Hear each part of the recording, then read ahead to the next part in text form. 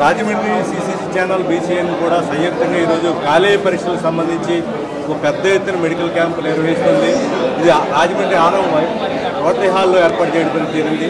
ముఖ్యంగా జర్నలిస్టులకి, కేబుల్ ఆపరేటర్లకి, ఇతర ఎంఎస్ఓలు వీళ్ళందరికీ కూడా పెద్ద ఎత్తున సిసిసి ఎండి పంతం కొండలరావు గారు స్వయంగా ఆయన హాజరయ్యి ఆయన ఈ క్యాంపును నిర్వహిస్తున్నారు. సార్, అసలు మెయిన్ ఉద్దేశం ఏంటి? ఇప్పటికీ ఎన్ని మెడికల్ క్యాంప్స్ నిర్వహించారు? ఇటీవల కాలంలో జరుగుతున్న పరిణామాల నేపథ్యంలో ఈ క్యాంప్ పెట్టాలనిపించిందా? దేని గురించి మీరు పెట్టారు? మెయిన్ మోటివేషన్ పంతం Satyanarayana charitable trust, BCN, CCC సంయుక్తంగా ఈ మెడికల్ క్యాంపు నిర్వహించడం జరుగుతుంది.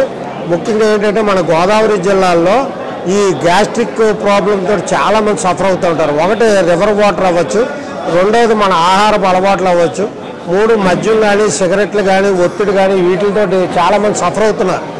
ఇటువంటి సమయంలో మన ఈ మెడికల్ క్యాంప్ పెడితే బాగుంటుంది కదా అనేటువంటి ఉద్దేశంతో యశోద హాస్పిటల్ సోమశేఖర్ గారిని సంప్రదించడం జరిగింది. ఆయన వెంటనే ఆమోదించి తప్పనిసరిగా మనం కండక్ట్ చేద్దామండి అని చెప్పడం, ఆయన అంగీకరించడం, ఆయన స్టాఫ్ మొత్తం యశోద హాస్పిటల్ స్టాఫ్ అంతా కూడా ఇచ్చేసి ఇక్కడ మెడికల్ క్యాంప్ చేయడం జరుగుతుంది. హెపటైటిస్ బి, హెపటైటిస్ సి టెస్టులు కూడా ఇక్కడే చేసి అది నెగిటివ్ వస్తే వెళ్ళండి కొట్టి, లేని పక్షంలో మెడిసిన్స్ ప్రిస్క్రైబ్ చేస్తున్నారు.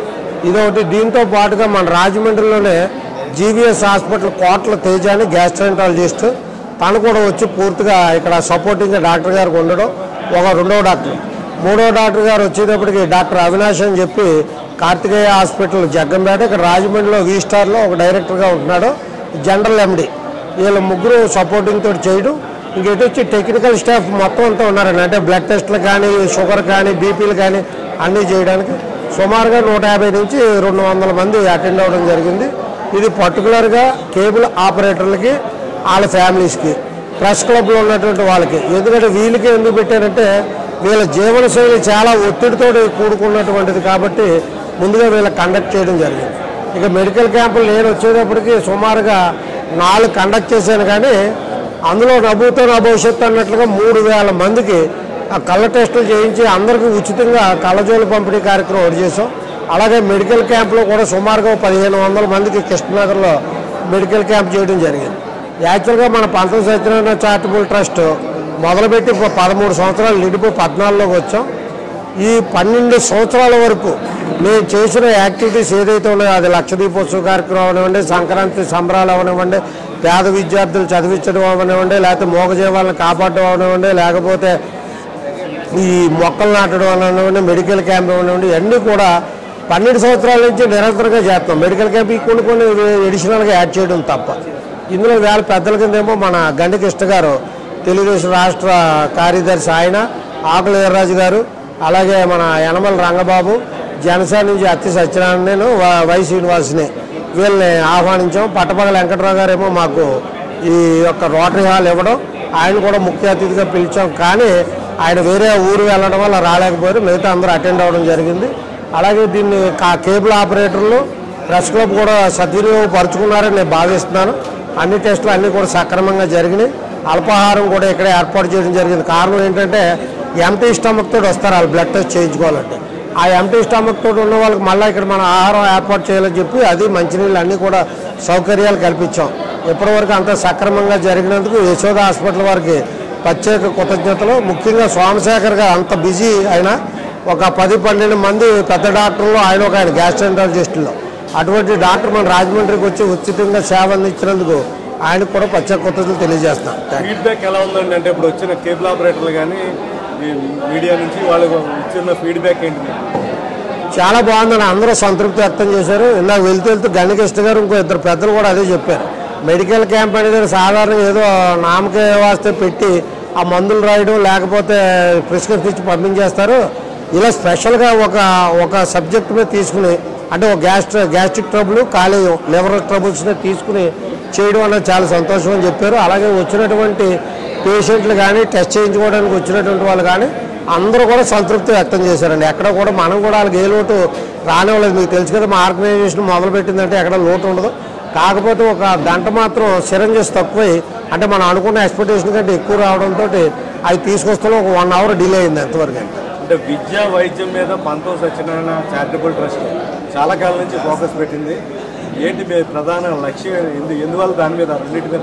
అంటే జనరల్గా విద్య అనేటువంటి దేనికంటే నేను ఫస్ట్ నుంచి కూడా దానికి బాగా ఇంపార్టెన్స్ ఇస్తాను. ఎవరు చదువుకుంటే వాళ్ళకి ప్రయారిటీ ఇస్తాను. నేను వాళ్ళకి ఇచ్చే గౌరవం నేను ఇంకా వేరే వాళ్ళకి కూడా ఇవ్వను.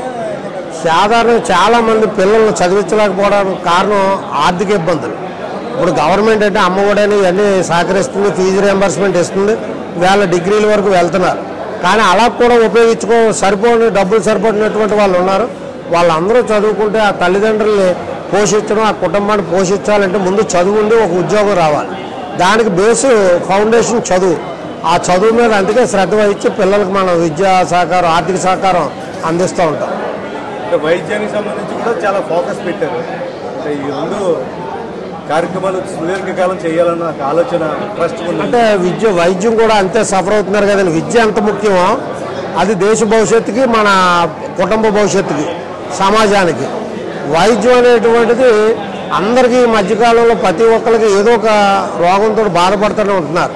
వాళ్ళకు కూడా మన వంతు సహాయాన్ని అందించాలి. ఇదేమి చిన్నదే ఉడతా సాయం లాంటిది తప్ప ఈ వైద్యం ఒకటి విద్య ఒకటి ఎంత డబ్బున్నా సరిపడదండి సేవలు చేయడానికి. కానీ నా వరకు మా ట్రస్ట్ వరకు చేయవలసిన సేవ మేము అందిస్తున్నాం.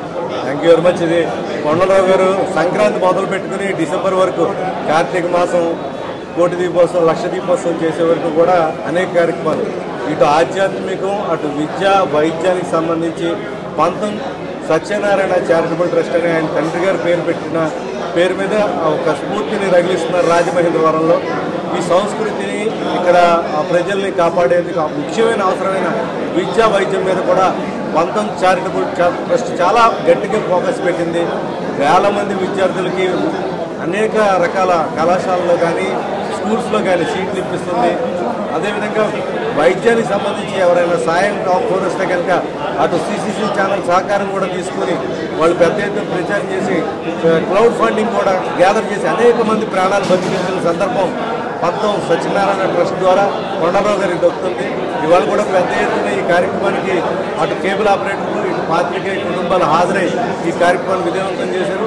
మరిన్ని కార్యక్రమాలు భవిష్యత్తులో ఈ ట్రస్ట్ ముందుకు తీసుకువెళ్ళి అందరికీ ఆదర్శంగా నిలవాలని కోరుకుంటూ ఇది ఈస్ట్ కోస్ట్ కోసం రామనారాయణ.